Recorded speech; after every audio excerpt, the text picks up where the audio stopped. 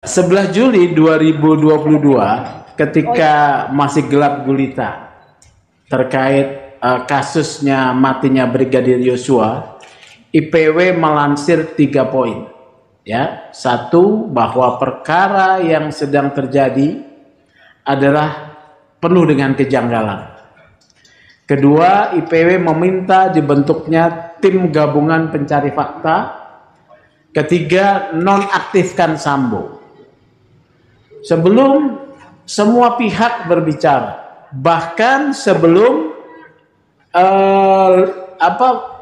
konferensi pers oleh Karo Penmas Brigjen Ahmad Ramadan, ya. Jadi kami sore kalau tidak salah itu mengeluarkan rilis dengan 3 poin tersebut. Malam Pak Brigjen setelah kami rilis lah, kemudian Brigjen Ahmad Ramadan menyampaikan informasi yang dibilang hoax itu, ya. Jadi bertentangan. Bahkan kemudian Kompolnas, ya, kemudian beberapa pihak tanggal 11. Tanggal 12 saya dihubungi oleh anggota DPR dengan cerita mempengaruhi cerita bahwa cerita Sambo itu adalah Sambo korban harga dirinya. Dia menyesal kenapa bukan dia yang menembak mati Yosua. Kemudian terjadi pelecehan. Tanggal 15 seorang dari Bain Telkom dengan pangkat Kombes juga bertemu saya mempengaruhi. Tanggal 13 IPW melansir obstruction of justice 12-13, ya, obstruction of justice. Ketika ini kondisi gelap, IPW punya apa sih? Apakah IPW mendapatkan informasi akurat? Tidak, ya, tidak. IPW tidak memiliki informasi akurat. IPW hanya mendapat data dan pengecekan lokasi, ya. Jadi cara berpikir saya sebagai advokat adalah sistemik. Ketika kami tahu lokasi itu pada tanggal 12 tidak di polis lain, ini ada yang nggak beres. Ini ada perusakan tempat kejadian perkara. Hari Senin beredar informasi bahwa CCTV diambil. Ini obstruction of justice, ya. Karena kerja penyelidikan dan penyidikan, ya, adalah kerja yang cermat. Setiap fakta, peristiwa, orang, keterangan, data tidak boleh diintervensi, dirubah, dirusak. Ini penting dalam satu proses penyelidikan dan penyidikan. Dengan tidak di polis lain, maka potensi rusaknya tempat perkara besar. Dengan diambilnya CCTV tanpa prosedur penyitaan atas perintah yang berwenang penyidik, maka tindakan tersebut ilegal. Itulah cara kerja sistemik yang harus dibangun oleh setiap pengamat, supaya dia tidak misleading di dalam memberi pendapat. Kegelapan perkara itu kemudian terbukti, ya. Tanggal 12 Juli malam Kapolri mengumumkan terbentuknya tim sus. Persis seperti yang disampaikan oleh IPW. Melibatkan, kalau IPW tim gabungan pencari fakta, kalau tim sus disebut Polri, tetapi juga melibatkan eksternal. Kami menyebut eksplisit 2, Kompolnas dan Komnas HAM direkrut. Kemudian kami juga minta bahwa pembentukan itu adalah dari kesatuan gabungan di dalam Polri. Supaya apa? Supaya ada check and balances di antara kesatuan. Karena kerja setiap kesatuan itu bisa punya kepentingan berbeda-beda. Dengan kerja yang tim sus, maka mereka akan bisa saling kontrol. Kedua, Sambo dinonaktifkan. Kenapa tim gabungan saya minta? Karena supaya kerjanya check and balances bekerja, ya, pengawasan. Kenapa Sambo dinonaktifkan? Padahal waktu itu cerita Sambo, dia menyatakan tidak ada di tempat kejadian perkara. Betul tidak? Dia sedang cek PCR. Keterangan tersebut berlangsung hampir 10 hari. Tapi IPW tetap teguh dengan keyakinannya. bahwa Sambo adalah pihak yang harus diminta pertanggungjawaban. Karena posisi Sambo sebagai Kadif Propam, yang peristiwa terjadi tersebut adalah tembak menembak antara polisi, di mana kewenangan Propam ada. Saya melihat dalam satu sistem kerja kelembagaan ini bahaya kalau Sambo ada. Katakanlah kalau Sambo pun tidak terlibat, dia akan mendrive perkara tersebut sesuai keinginannya. Oleh karena itu permintaan pertama nonaktif. Kenapa nonaktif? Bukan copot. Beda nih antara nonaktif dengan copot. Nonaktif diminta oleh IPW supaya Sambo tidak berada di sekitar kewenangannya, ya, tidak berada pada posisi pengambilan kewenangan. Di sekitar kewenangan itu berarti dia berada di kewenangan pemeriksaan. Kemudian dia tidak bisa mengakses kewenangannya dengan dicopot. Supaya penyidikan satu perkara tidak terdistorsi. Ini prinsip-prinsip yang harus dikemukakan. Tanggal, kalau tidak salah, tanggal 15 apa 16 Sambo dinonaktifkan. Kenapa istilahnya nonaktif? Karena belum tahu Sambo ini bersalah atau tidak. Tetapi saya mengatakan menggunakan nonaktif sebagai asas praduga tak bersalah. Ya. Sambo tetapi harus diminta pertanggungjawabannya karena terjadi di rumahnya. Ada satu pelanggaran Sambo yang sudah terjadi saat itu yang sudah kami deteksi. Pelanggaran kode etik. Yaitu ketidakmampuan untuk melakukan pengawasan dan pembinaan kepada anggota. Ya. Dengan penggunaan pistol dan matinya Brigadir Yosua, dia sudah bisa diperiksa sebetulnya. Kalaupun Sambo tidak menjadi pelaku, dia sudah diperiksa untuk bisa diproses kode etik. Makanya dia jaminan nonaktif. Kemudian tanggal itu ya. Kemudian kami melihat lagi bahwa perkara ini, penanganan perkara, kami menyatakan pelecehan itu sesuatu yang tidak masuk akal. Ketika perkara pelecehan itu kemudian ditarik penyidikannya oleh Polda Metro Jaya, saya mengatakan ini perlawanan. Setelah semakin terang ya, ini perlawanan. Karena perkara pelecehan tersebut kalau di P21 ya, P21 itu sudah nyatakan lengkap, bisa akan menutup perkara pembunuhan, jejak-jejaknya hilang. Ya, kami sampaikan. Kemudian kami yang pertama sampaikan tersangkakan Sambo. Ya, IPW yang menyampaikan pertama. Apakah IPW punya data? Tidak. Ya, kami melakukan riset. Akhirnya data itu datang. Dan dalam perjalanan hal tersebut, kita yang pertama kali kemudian mengungkap soal konsorsium 303. Ya. Kita dapat informasi. Kadang-kadang informasi itu hanya sebagai WA tanpa data, tanpa alat bukti ya. Tetapi kita harus melihat ini ada korelasinya. Mengapa Satgasus? Baru saya bahas nih Satgasus, ya. Satgasus itu punya kewenangan untuk melakukan penyelidikan dan penyidikan kasus-kasus atensi pimpinan. Nah, ini yang bahaya. Ya. Atensi pimpinan berarti ini adalah satu kewenangan yang besar menentukan perkara mana yang akan diatensi, perkara mana yang tidak.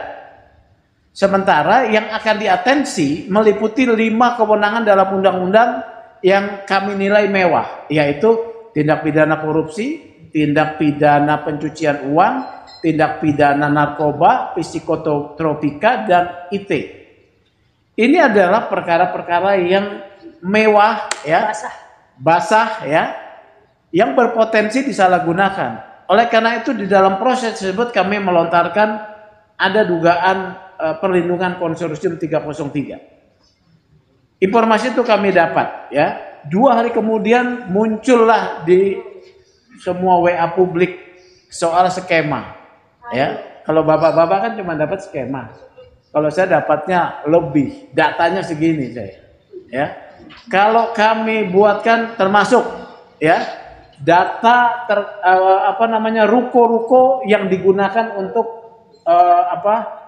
judi, ya, ini banyak kan di Jakarta Utara, ya. Kemudian data percakapan beberapa orang yang ada di Satgasus yang menjadi tukang pungut store, ya. kemudian data terkait dengan laporan keuangan. Nah, mengapa kami diberikan? Karena kepercayaan publik ya kepada kami. Jadi tadi dikatakan polisi yang baik ada. Dan saya orangnya mau di tengah apapun saya katakan tetap oknum dan polisi. Ya, ini kerja sistemik nih. Karena kalau saudara-saudara tidak ada yang namanya institusi polisi, siapa yang mau melayani kita? Ya, bapak-bapak tidak senang dengan polisi, dan ibu-ibu tidak senang dengan polisi, itu antara benci dan cinta. Ya, benci dan cinta. Karena sistem hukum kita memastikan bahwa polisi harus ada. Karena yang harus dijaga adalah institusi polisinya. Ya, oleh karena itu ini oknum. Kemudian kita bedah Satgasus. Ya, ternyata ada 5 dasar Satgasus harus dibubarkan. Ketika kami bicara ini, besok langsung bubar tuh. 1, Satgasus ini adalah polisi elit. Kedua, memunculkan demoralisasi. Ketiga, tumpang tindih kewenangan. Ya. Keempat, kemudian tidak ada dasar hukumnya, cuman seperindik. Ya. Keempat. Kemudian kelima, ya, Satgasus ini menimbulkan konflik internal, konflik interest dan konflik internal. Bayangkan Ferdi Sambo sebagai kepala Kadipropam, dia memposisikan sebagai kepala Satgasus sudah 3 periode. Ya, periode pertama dia sebagai sekretaris Satgasus ketika Pak Tito sebagai Kapolri, Kasatgasusnya Idam Aziz. Ya, nah Idam Aziz ini yang katanya sering disebut kakak asuh. Ya, ketika Idam Aziz menjadi Kapolri, Sambo menjadi Kasatgasus sampai kemudian 3 periode Satgasus. Yang terakhir ditandatangani 1 Juli 2022. Peristiwa terjadi 8 Juli 2022. Ada apa? Ya.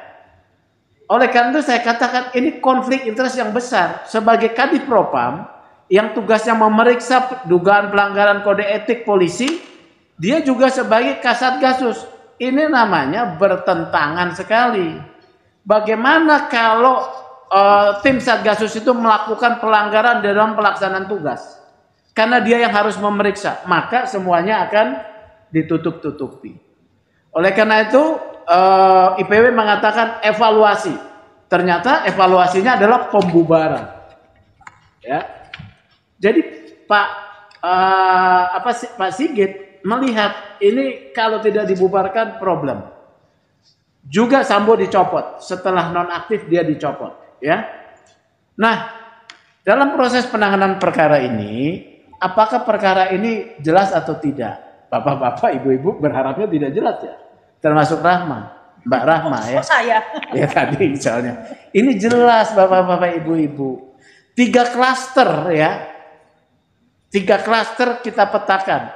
Klaster pidana, pembunuhan, dan obstruction of justice. Klaster pidana. Klaster pertama klaster pidana pembunuhan. Klaster kedua, klaster obstruction of justice dan pelanggaran kode etik. Klaster ketiga adalah klaster pelanggaran kode etik. Ini sudah terpetakan oleh kerja tim sus. Tim sus ini ada yang tidak bisa diintervensi oleh Sambo. Dia adalah ketua Komisi Kode Etik tingkat pertama. Siapa itu? Pak Doviri, ya. Pak Doviri, beliau tidak bisa diintervensi. Jadi yang memeriksa Pak FS itu Pak Doviri, tegas PTDH. Mbak Intelkam juga sebetulnya ya. Saya dapat informasi, Mbak Intelkam juga yang menginformasikan pada Presiden. Jadi kalau Presiden tidak bicara 4 kali, ini belum tentu kelar nih jalan perkara nih ya. Tidak akan terbentuk proses pemeriksaan karena apa? Bayangkan, Kapolri sendiri terbuka menyatakan penyidik takut pada Sambo. Ya, kan begitu kan? Kenapa takut? Pola pikir saya sederhana, bukan takut mau digebukin, ditembak, bukan. Ketika kita masih kecil ya, kita diajarkan selalu, dan ini selalu saya pegang ya, makanya saya tidak pernah takut. Walaupun saya bukan orang yang menggebu-gebu, tapi saya tidak pernah takut ya. Begini prinsipnya. Berani karena benar, takut karena salah. Jadi di tangan Sambo data kesalahan polisi itu banyak. Makanya takut. Gitu loh ya. Saya juga memegang beberapa data bahwa ya ada data-data jenderal-jenderal di tangannya Sambo. Mengapa kemudian Ibu Putri tidak ditahan? Mengapa cerita pelecehan masih berjalan? Itu adalah kalau penilaian IPW bargaining yang dimainkan. Ya. Ya. Mengapa bargaining dimainkan bisa? Karena dia punya kartu trufnya. Ya, saya punya data itu, ya. Punya kartu trufnya. Jadi inilah, kasus ini berjalan on the track apa tidak? On the track, Pak. Saya mau katakan. Apa? Tidak lama, jangan salah. Ada nggak yang melapor ke polisi 6 bulan, setahun belum selesai? Banyak. Problema utama pelayanan publik oleh polisi adalah di reserse. Keberpihakan, penyembunyian barang bukti, laporan palsu, intimidasi, merubah BAP, memalsukan dokumen. Ini di reserse. Kalau tidak dibentuk tim khusus dan presiden tidak memerintahkan 4 kali, nggak beres nih kasus. Mau IPW teriak-teriak seperti apa? Ya. Jadi oke. Sekarang kasus ini berjalan on the track, ya. On the track kenapa? Sambo ditetap peristiwa pidana tanggal 8. Kegelapan terjadi sampai terbuka terang ketika Baradae menyatakan mencabut kuasa, ya. Kemudian memberikan keterangan terbuka. Memang penyidik itu tidak bisa memaksa sebelum Baradae mencabut, dia tidak bisa ngebukin Baradae. Karena dalam satu proses penyidikan harus dihormati hak-hak tersangka, termasuk hak Sambo. Ya, ini penting. Oleh karena itu Bapak Ibu semua, kita tidak hanya berbicara dengan prasangka.